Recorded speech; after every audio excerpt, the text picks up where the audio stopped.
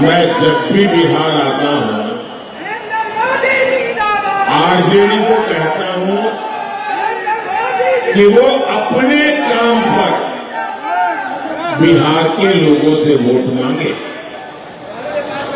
जैसे आरजेडी ने कितने अपहरण करवाए, कितने मर्डर कराए, जैसे आरजेडी ने बिहार में कितने उद्योगों को चौपट किया, कितने तरह के घोटाले कराए, आरजेडी वालों ने इसी के पोस्टर लगाने चाहिए और इसी पोस्टर के आधार पर वोट मांगना चाहिए।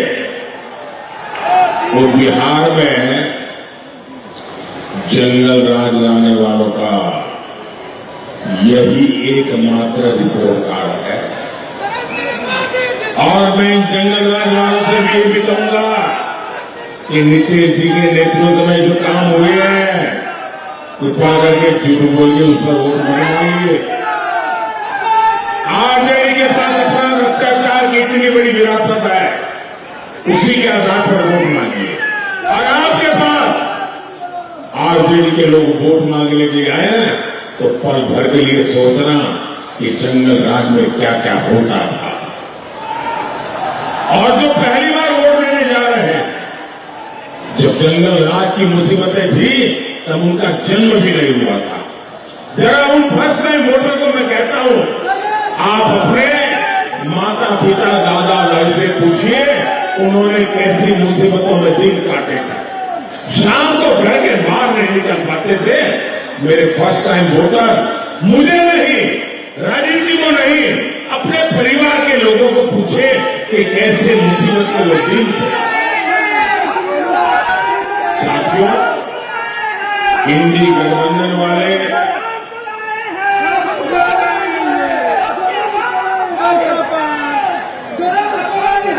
इंडी गठबंधन वाले आजकल मुंगेरी लाल के सपने भी देख रहे हैं। ये सपना देख रहे हैं कि केंद्र में इनकी सरकार बन जाएगी।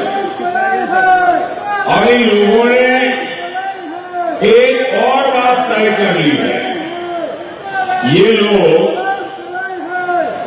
सोचा है कि 5 साल में 5 प्रधानमंत्री। अब देखिए मुंगेरी लाल सपने कैसे देखते हैं, क्योंकि वो भानुबहन का कुर्बा इकट्ठा होने वाला नहीं है। ये भानुमती का कुर्बा इकट्ठा होने की संभावना नहीं है। इन्हें नई फॉर्मूला है कि हर साल एक प्रधानमंत्री, 5 साल में 5 प्रधानमंत्री। अब मुझे बताइए भाई, 5 साल में 5 प्रधानमंत्री होंगे तो इस देश का भला होगा क्या? भला होगा क्या? मुझे बताइए, भला होगा क्या? अरे आपके स्कूल में बच्चा पढ़ता है और अगर हर 2 महीने में टीचर बदल जाए तो आप जाकर के शिकायत करोगे कि भाई ये हर 2 महीने में टीचर बदल जाता है, मेरे बच्चे का क्या होगा? ये कहते हैं 5 साल में 5 प्रधानमंत्री। अब मैंने सुना था कि एक बार 10 किसान इकट्ठे हुए और उन्होंने सोचा कि थोड़ा पैसा निकाल करके हम ट्यूबवेल करें और पानी निकाल करके खेती अच्छी करें। तो उन्होंने पानी की जानकारी वालों को बुलाया, तो उन्होंने कहा देखिए भाई 100 मीटर नीचे जाओगे तो पानी मिलेगा और आपके 10 खेतों में पानी से खेती हो सकती है।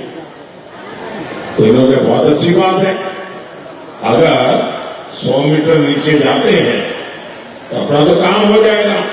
तो इन 10 लोगों ने कहा ऐसा करो भाई, 10 मीटर मेरे खेत में गड्ढा करो, दूसरे ने कहा 10 मीटर मेरे गड्ढा करो, तीसरे ने कहा 10 मीटर मेरे यहां करो। तो 10 लोगों ने कहा देखिए 100 मीटर तो हो गया। अब मुझे बताइए कि 10 खेत में 10-10 मीटर के गड्ढे करेंगे तो पानी निकलेगा क्या? पानी निकलेगा क्या? भाई एक जगह पे 100 मीटर निकल जाओगे तब पानी आएगा। ये 5 साल में 5 प्रधानमंत्री हमारा सर फोड़ेंगे, क्या करेंगे?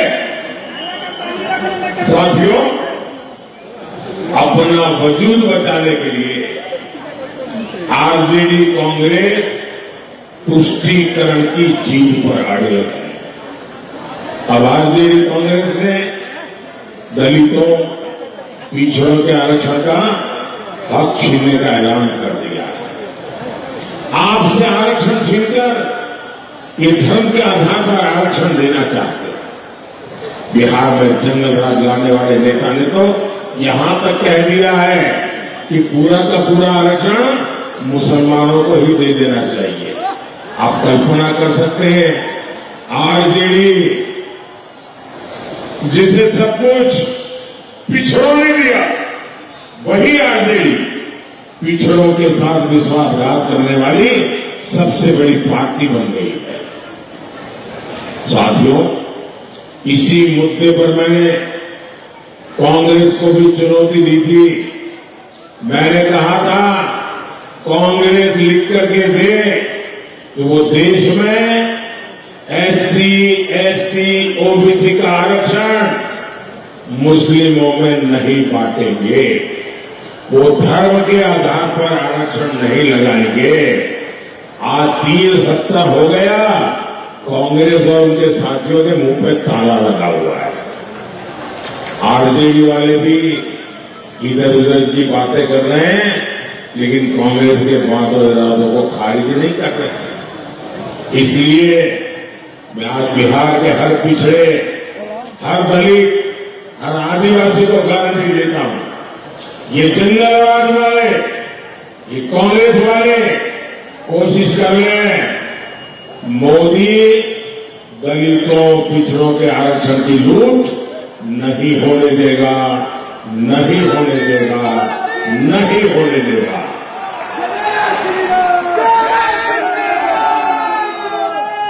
और आप याद रखना, वंचितों का जो अधिकार है, याद रखना, वंचितों का जो अधिकार है, मोदी उसका चौकीदार है।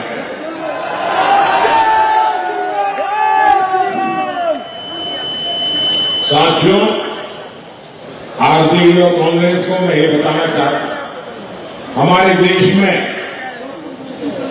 एक बहुत बड़ा वर्ग ऐसा है जिसको आरक्षण का कोई फायदा नहीं मिला, लेकिन उन समाजों में भी गरीब लोग हैं। राजपूत समाज में भी गरीब लोग हैं, ग्रामीण समाज में भी है, बनिया समाज में भी है। और इसलिए मैंने कहा कि समाज के जो अन्य वर्ग है, उनके जो गरीब बच्चे हैं, उनके लिए मैं 10% आरक्षण करूंगा। और आप देखिए, 10% आरक्षण किया, किसी का लूट करके नहीं किया, किसी को गाली गलौज करके नहीं किया, सबको साथ लेकर के किया। और पूरी संसद को साथ लेकर के मैंने सामान्य वर्ग के गरीबों को आरक्षण दिया और देश में कोई तनाव नहीं हुआ, कोई झगड़ा नहीं हुआ, आराम से काम चल रहा है। लेकिन ये मुसलमानों को देकर के आग लगाना चाहते हैं। आरजेडी और कांग्रेस दोनों ही पार्टियां तुष्टीकरण की गुलाम है।